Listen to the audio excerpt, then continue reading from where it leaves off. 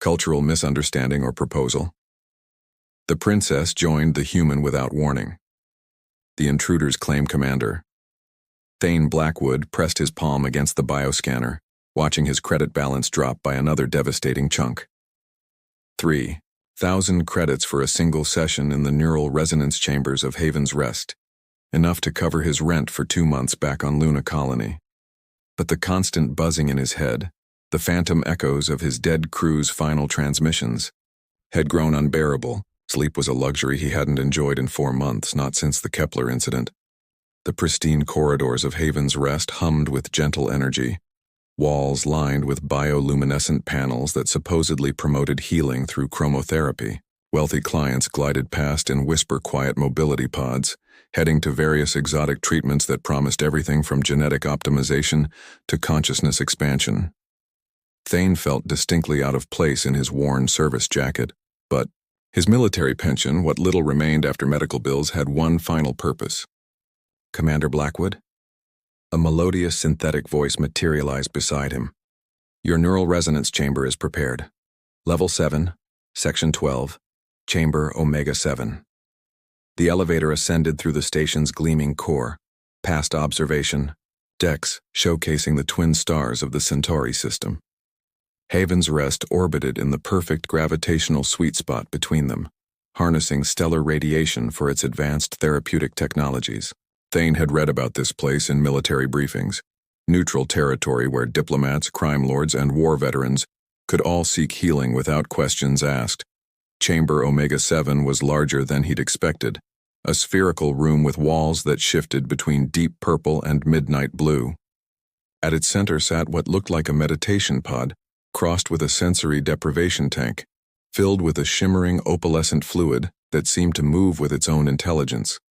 Neural interface cables hung from the ceiling like metallic vines, and the air itself felt charged with some invisible energy. Bioneural resonance therapy activates dormant healing pathways in the human brain, the chamber's AI explained, as Thane stripped down to regulation mesh shorts. The quantum-aligned fluid will interface directly with your nervous system, allowing targeted repair of trauma-based neural scarring. Thane lowered himself into the warm, viscous liquid, feeling it conform to his body like a second skin. The interface cables attached themselves with gentle precision to the standard ports behind his ears, legacy hardware from his military days. As the fluid rose to cover his shoulders, a profound sense of peace began to wash over him for the first time in months. That's when the chamber's emergency lighting activated, bathing everything in urgent red. Unauthorized biosignature detected, the AI announced, its usual calm replaced by mechanical alarm. Chamber contamination protocol initiated.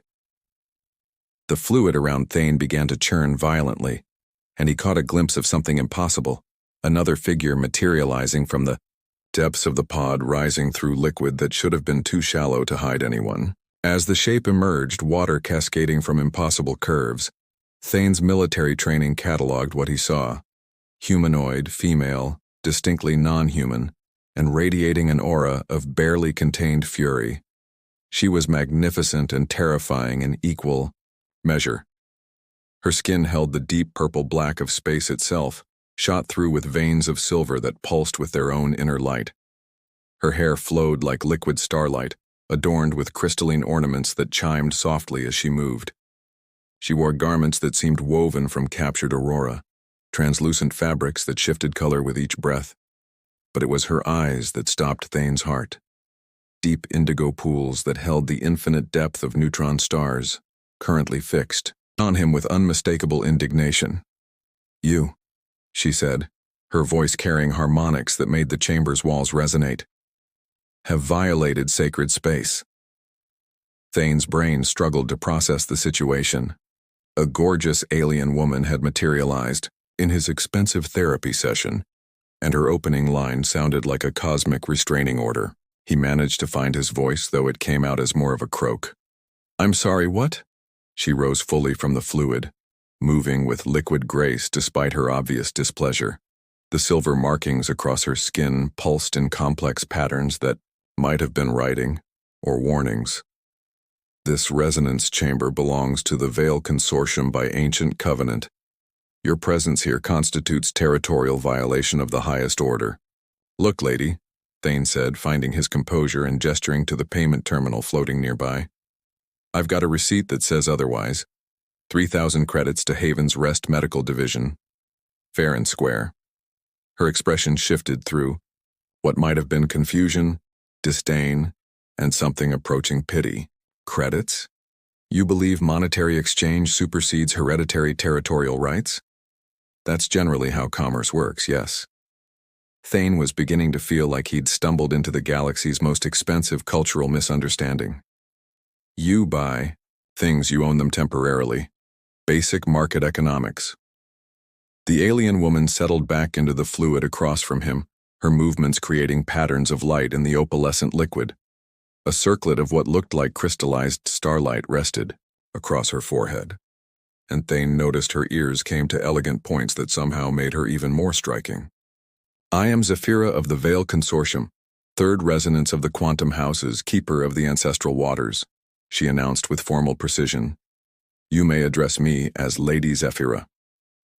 I'm Thane Blackwood, former Deep Space Reconnaissance, current professional failure, he replied, military sarcasm kicking in despite the surreal situation. You can call me Thane or Commander or hey you in my expensive therapy session. Zephyra S. markings flared brighter, the silver patterns racing across her skin like captured lightning. You dare speak to Veil nobility with such casual disrespect? Look, Lady Zephyra. Thane felt months of frustration bubbling up. I've had a really rough few months, okay? I lost half my crew to a navigation error that was my fault. The military discharged me with partial benefits, and my therapist back home decided my survivor's guilt was treatment-resistant. So excuse me if I'm not ready to bow and scrape for someone who thinks she can claim other people's legally purchased healing time. Something flickered across Zephyra's face, surprise maybe, or recognition. But it vanished behind noble composure almost immediately. Your personal tragedies do not negate ancient territorial law.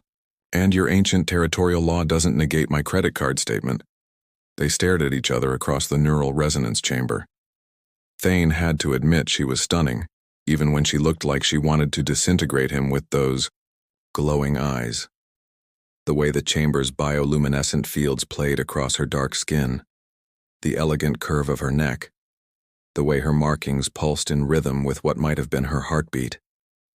It was all very distracting from the fact that she was trying to steal his therapy session. You will not yield your claim? Zephyra asked finally. Not a chance. Then we must resolve this according to Veil law.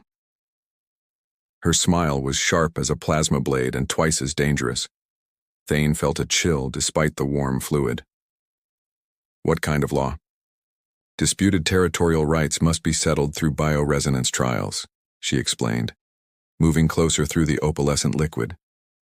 Whoever can maintain sustained bioneural contact for the duration of one quantum cycle wins sovereignty over the resonance chamber. Bioneural contact? Thane's voice cracked slightly. What exactly does that mean? It means Thane of the former Reconnaissance Corps. Zephyra's smile widened, revealing teeth that were perfectly white and slightly pointed. That we must remain in physical contact until the station completes one full rotation cycle.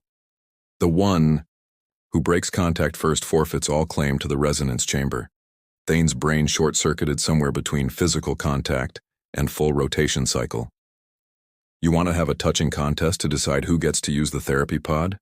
If that is how your primitive understanding interprets sacred veil bioresonance law, then yes.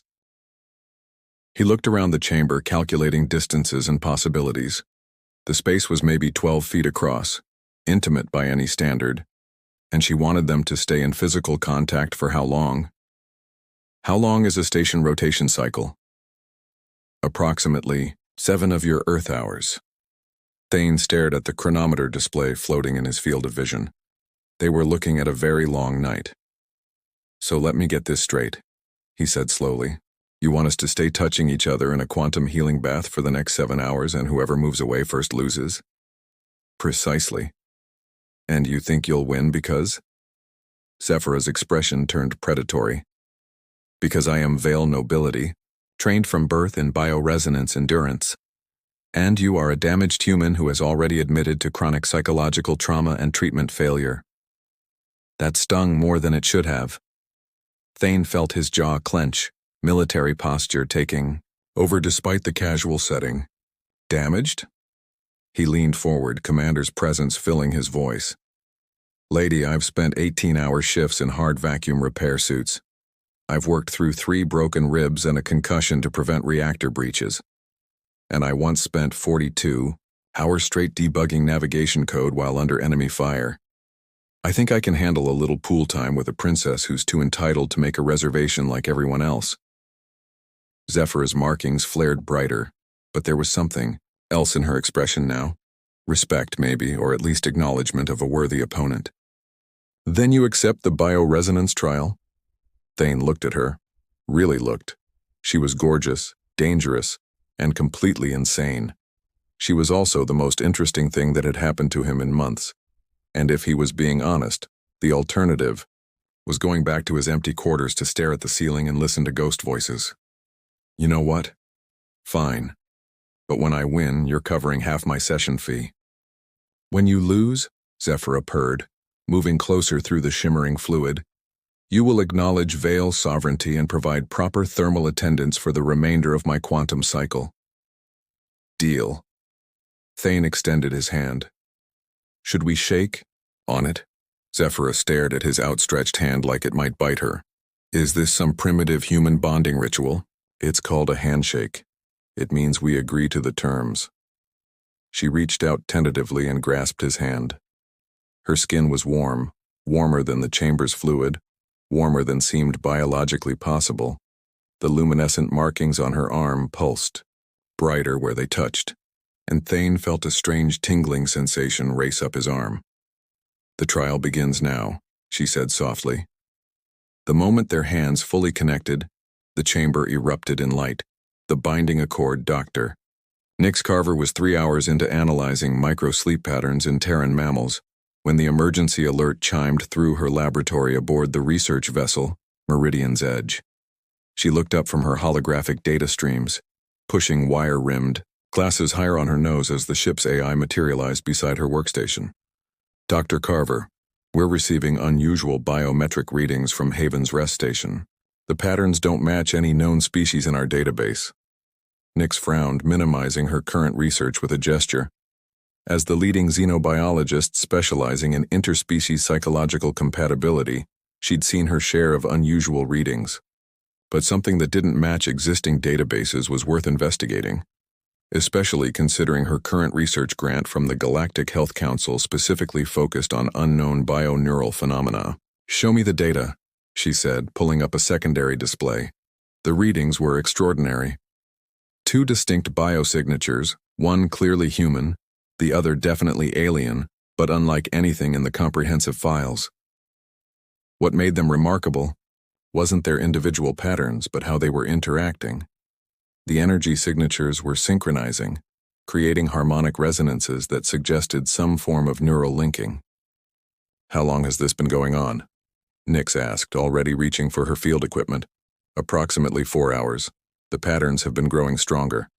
Nix grabbed her portable scanner array and emergency medical kit. Get me a shuttle to Haven's Rest. Priority research clearance.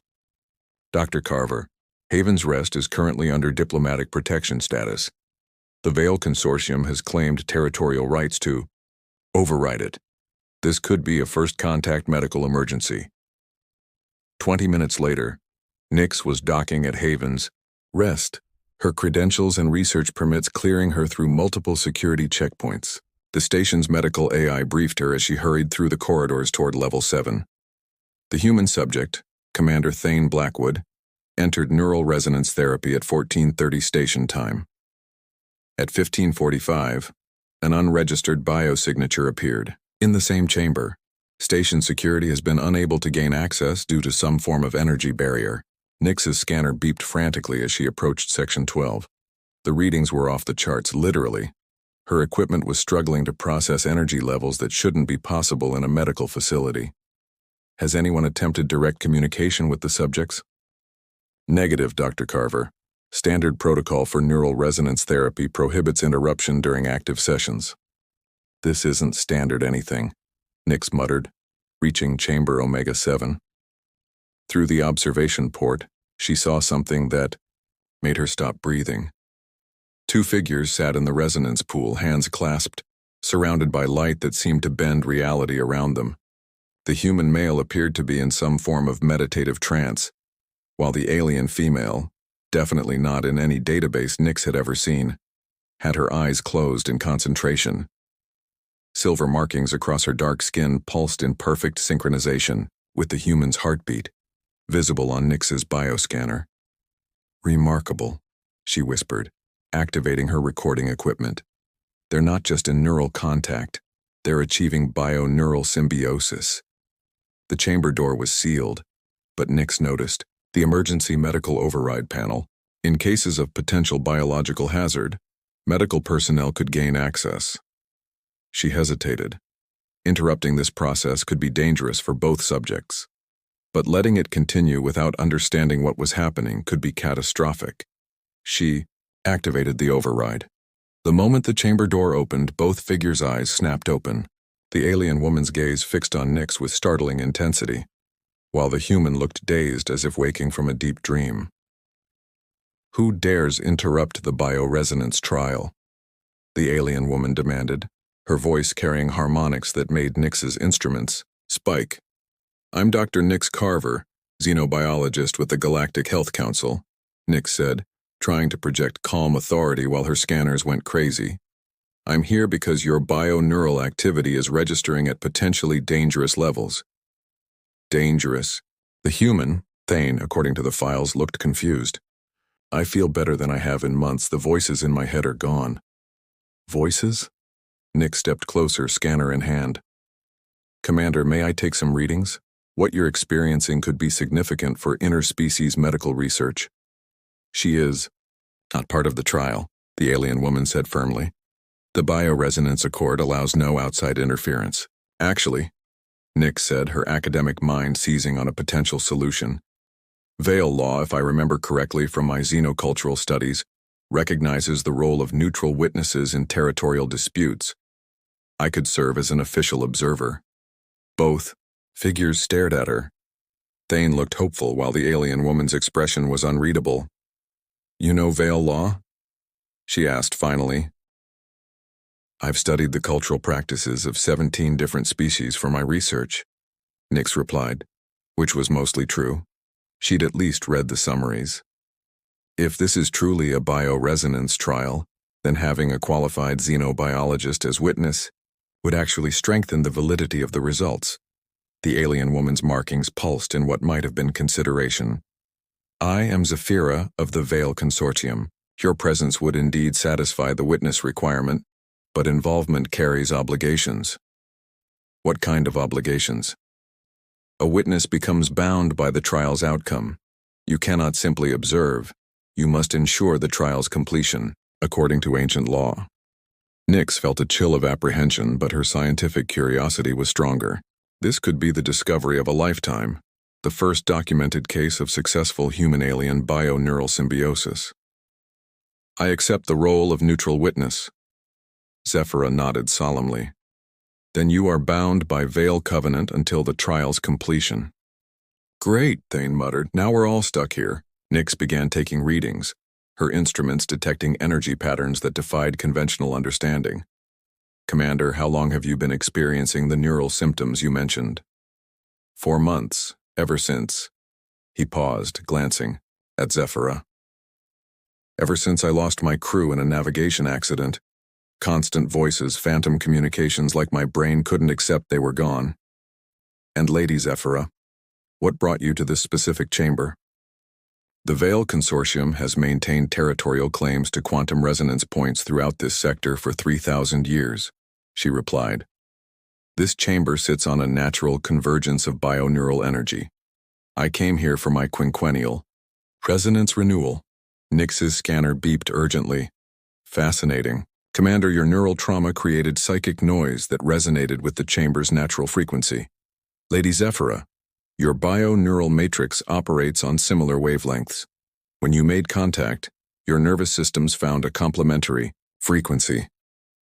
"Is that bad?" Thane asked. Bad? This is revolutionary. You're achieving something theorists said was impossible. True interspecies neural harmony. Your trauma is being processed through her bio-neural network, while her energy patterns are stabilizing your damaged neural pathways. Zephyra's eyes widened. You speak of the ancient arts. Bio-neural harmony was lost to the Veil Consortium generations ago. Lost? Our people once shared consciousness with other species, achieving perfect understanding across biological barriers. But the skill vanished during the Great Isolation, when we withdrew from galactic contact. Nix's mind raced. What if it didn't vanish? What if it just required the right combination of bio-neural trauma and natural resonance frequencies to reactivate? Before anyone could respond, the chamber's emergency systems activated again. Station security had arrived outside, and their leader's voice echoed through the intercom. This is Security Chief Torres. We have reports of an unauthorized alien presence and a medical emergency. Open the chamber immediately. I can handle this, Nix said, moving toward the communication panel. But Zephyra's hand shot out, grasping her wrist. No. As witness, you are bound by trial law. Interference from outside authorities could invalidate the entire process. But they're going to force entry if we don't respond. Thane squeezed Zephyra's other hand, their bio-neural link flaring brighter. What happens if the trial is interrupted? Both parties forfeit all territorial claims, and the witness bears responsibility for the failure. Nix felt trapped between scientific discovery and potential legal catastrophe. Through the observation port, she could see security personnel setting up what looked like cutting equipment. There has to be another option, she said desperately. Zephyra's markings pulsed in complex patterns. There is, but it requires expanding the bioresonance field to include the witness. What does that mean? It means, Dr. Carver, Thane said with a wry smile, that you might need to join our touching contest. The witness can become part of the trial matrix, Zephyra explained. 3-point bio-neural resonance is more stable than 2-point and would create a field strong enough to maintain integrity, even under external pressure. Nix looked at her scanners, then at the two figures maintaining their impossible connection. Outside, she could hear the whine of plasma cutters beginning their work on the chamber door. What are the risks? Unknown, Zephyra admitted. 3 species. Bio-neural linkage has never been attempted. But the potential benefits? Also unknown. Nix made her decision with the lightning-quick certainty that had driven her through years of dangerous research. She set down her equipment and waded into the resonance pool. For science, she said, extending her hands toward both of them. The moment all 3 hands connected, the chamber exploded in light so brilliant that the security team's plasma cutters sparked and died. Through the observation port, Nix caught a glimpse of their shocked faces before the energy field surrounding the chamber became opaque. Inside, she felt her consciousness expand in ways she'd never imagined possible. Thane's memories of deep space and loss flowed through her mind, while Zephyra's ancient knowledge and connection to cosmic forces filled spaces in her understanding she hadn't known were empty. But more than that, she could feel both of their personalities, their fears, their hopes as clearly as her own thoughts. This is incredible, she whispered, though she wasn't sure if she spoke aloud or simply shared the thought. It is the old way. Zephyra's voice seemed to come from everywhere and nowhere. The way our peoples once communicated across the stars. How long can we maintain this? Thane's question carried undertones of concern and wonder. Nix consulted her internal chronometer, amazed that she could still access her scientific training even in this altered state. We've been connected for 6 minutes. The bio-neural stress indicators are actually decreasing. Your systems are adapting to each other. Dr. Carver, a new voice called from outside the chamber. This is Captain Torres of Station Security. We're reading massive energy fluctuations. Are you in immediate danger? Nix realized she could respond without breaking the connection, her voice carrying through the chamber's communication systems with perfect clarity. Negative, Captain. I'm conducting authorized xenobiological research. The energy readings are within acceptable parameters. We're going to need official confirmation of that, Doctor.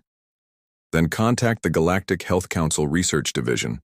Authorization code 77 Alpha Nix Prime. There was a pause, then. Understood, Doctor, but be advised. We're tracking incoming ships.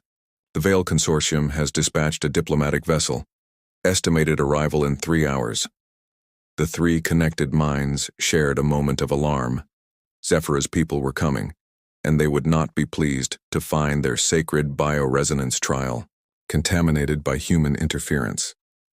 We have a problem, Zephyra admitted through their shared connection. What kind of problem? Nix asked. The kind where my people might declare this an act of war.